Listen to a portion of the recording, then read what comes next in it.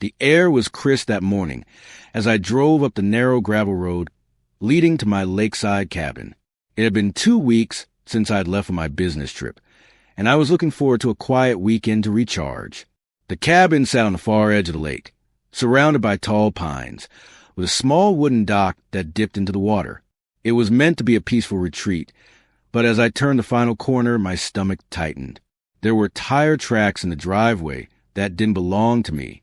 Fresh, deep impressions in the gravel, pressed down by something heavier than my SUV. I parked, got out, and felt the unmistakable crunch beneath my boots. The sound felt louder than usual, almost like an alarm bell in my head. The cabin door was shut, but something was off. The flower pots on the porch had been rearranged, and the welcome mat looked cleaner than I'd left it. When I stepped onto the deck, I noticed faint smudges on the glass of the sliding door. Fingerprints. Not mine.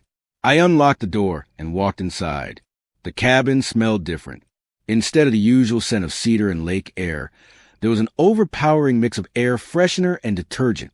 The counters were spotless. The blankets on the couch were folded neatly, not tossed over the arm like I'd left them. On the coffee table sat a brochure for a luxury lakeside rental, with photos that looked disturbingly familiar. My heart started to pound.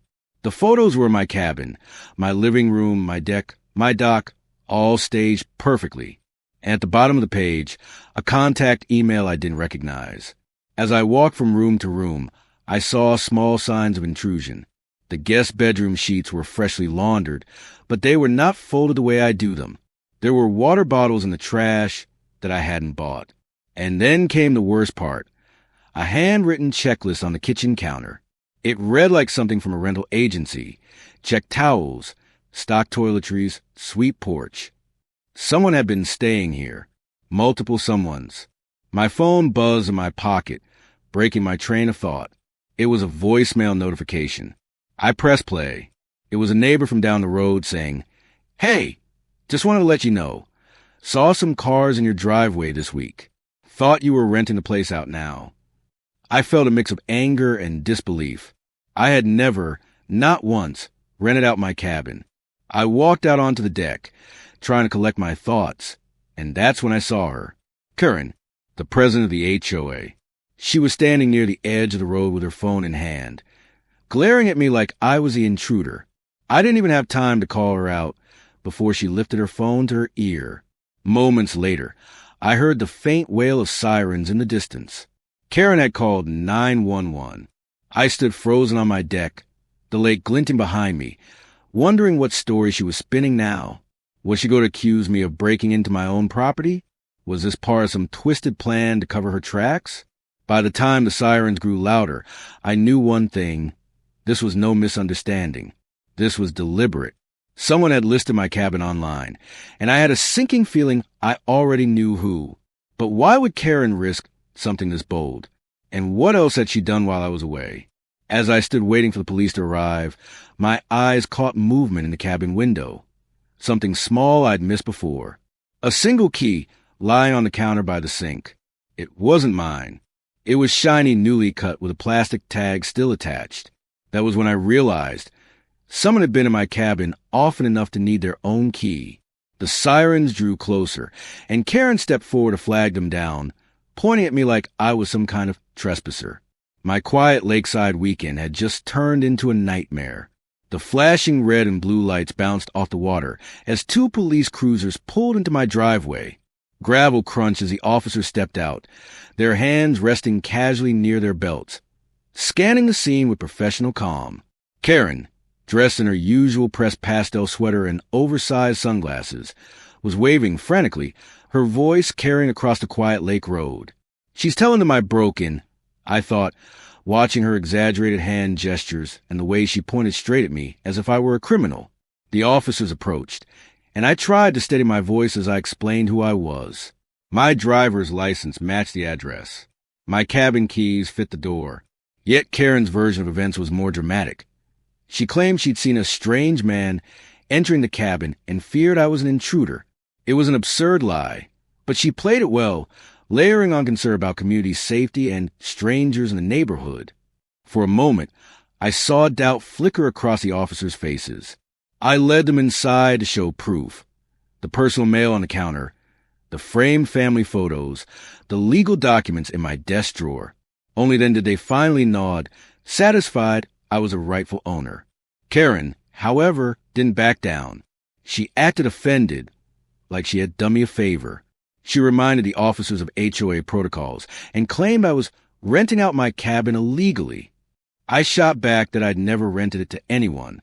The officers, clearly tired of neighborhood politics, told us both to handle it civilly and left with a warning about wasting emergency services on false alarms.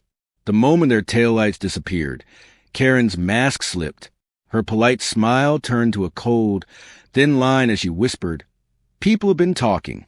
If you're smart, you'll stay quiet." Then she turned and walked briskly to her car, not even glancing back. I stood in the driveway, my pulse still pounding, and tried to piece together the puzzle. If Karen really thought I'd rented the cabin, why call the cops instead of the HOA board? Why stage the scene with such confidence? Back inside, I picked up the strange key again and examined it. The tag was stamped with the name of a local locksmith 2 towns over. It hadn't been cut long ago. Whoever made it wanted regular access. I sat at the kitchen table and opened my laptop, searching rental websites. Within minutes, I found it, a listing for a secluded lake escape, complete with glowing reviews from guests. My photos, my cabin. Someone had been renting my place for weeks. The contact email was generic, but I noticed the phone number matched the HOA directory. It was Karen's, anger mixed with disbelief.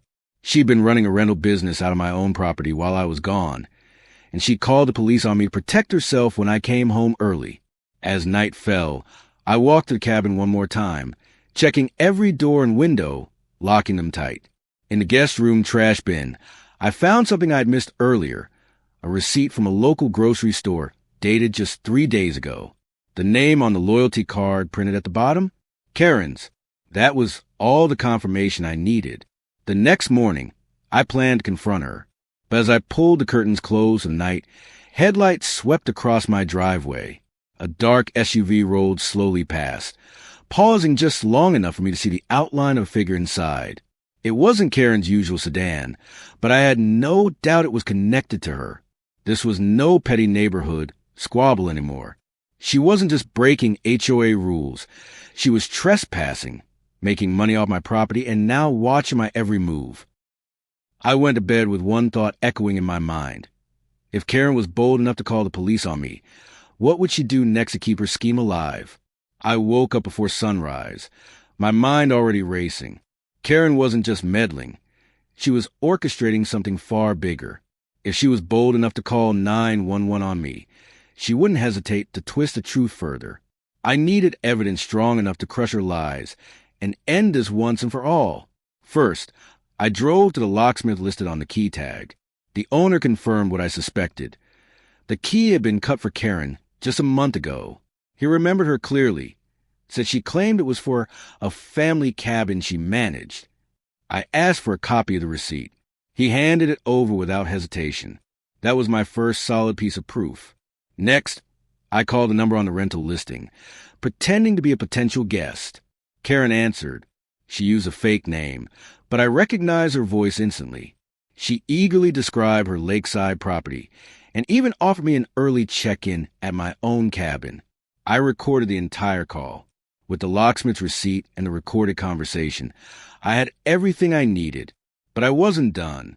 I visited 2 neighbors who'd seen strange cars parked in my driveway during my trip. Both agreed to give written statements confirming it. One even had security camera footage of renters hauling luggage into my cabin.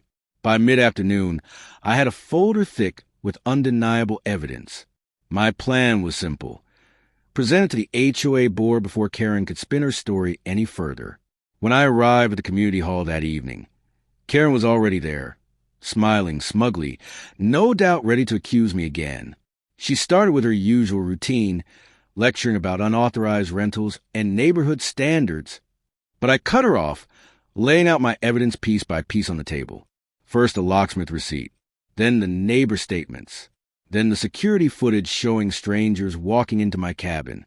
Finally, I played the recording of her own voice, bragging about renting her Lakeside getaway. Her face drained of color. The room fell silent. Even the HOA members who usually sided with her couldn't deny what they were hearing. In one meeting, her entire scheme unraveled. The board immediately voted to strip her of her position as president. I filed a police report the next morning, handing over every document and recording. By the end of the week, Karen was facing trespassing charges, fraud allegations, and the threat of a civil lawsuit for the money she'd made off my property. As for me, I changed every lock, installed cameras around the cabin, and spent the weekend sitting on the deck with a cup of coffee, watching the sun set over the lake in peace. No more surprise visitors. No more false alarms. Karen avoided me after that. I heard through the grapevine she'd sold her house and moved 2 towns over to start fresh. But I knew the real reason. She couldn't show her face around the lake again. In the end, the cabin was mine again, untarnished, quiet, and secure. And as I looked out over the still water that evening, I realized something important. People like Karen thrive when no one pushes back. The moment you stand your ground, their power crumbles.